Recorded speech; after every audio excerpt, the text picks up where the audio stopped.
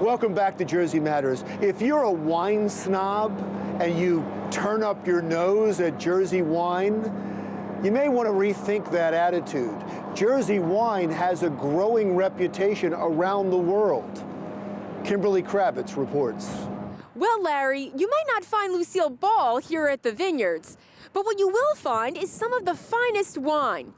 New Jersey is not the place that first comes to mind when you're thinking of vino, but in truth, the Garden State is home to over 50 wineries and is the 7th largest wine-producing state in the country. We heard through the grapevine that you don't need to get your feet dirty to create wine. This is called a press.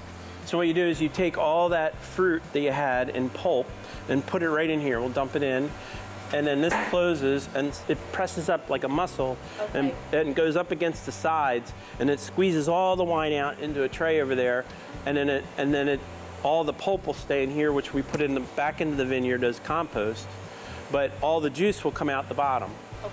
So instead of doing this, it's doing it for us. Green grapes, red grapes, big and small grapes have been growing wild in New Jersey dating back to colonial times. It wasn't until the 80s and early 90s, however, that vineyard owners experimented with different fruits and styles, including in areas where wine grapes were never grown before. You know, the bottom line is farming is a business. And so they had to grow something that they could actually make money on, you know. And as a result, growing grapes and making wine was actually a profitable business. So that's the first thing. We saved actually a lot of farms from being turned over to developers. Buying local is a much better environmentally friendly, but also economically friendly. A local living economy is you buy a bottle from me, I then go buy something from your friend, they buy back. It keeps a nice little circle going. Whereas if I buy from Germany, France, Chile, California, it's all great, but that money's going somewhere else. And certainly, buying local has made a difference in our economy.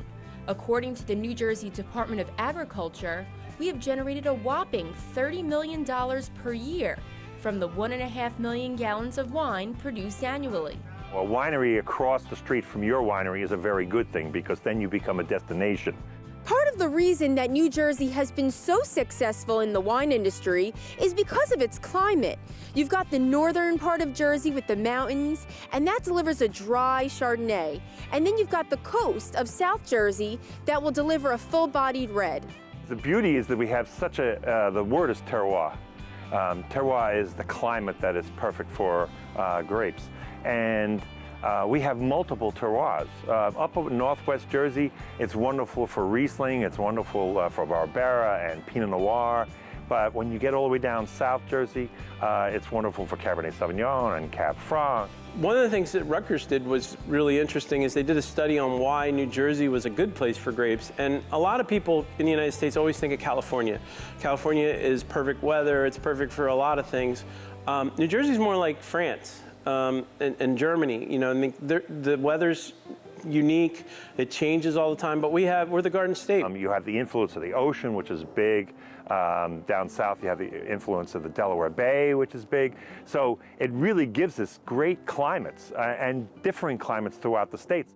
A fun fact, at one time, vineyard owners were only allotted one winery license per 1 million residents in the state. This was before the New Jersey Farm Winery Act was passed in 1981. And that would mean that with a population of about 7 million, New Jersey would have had 43 less wineries. And it was a lot to do with prohibition back in the day. They were trying to keep it limited. So when we hit 7 million in New Jersey, we got to open. The next winery had to wait till 8 million.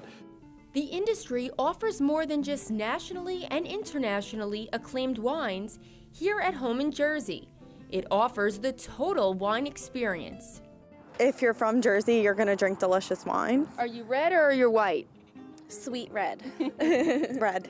For sure, red. It winds up that also New Jersey is fourth in per capita consumption of wine. We like wine in New Jersey.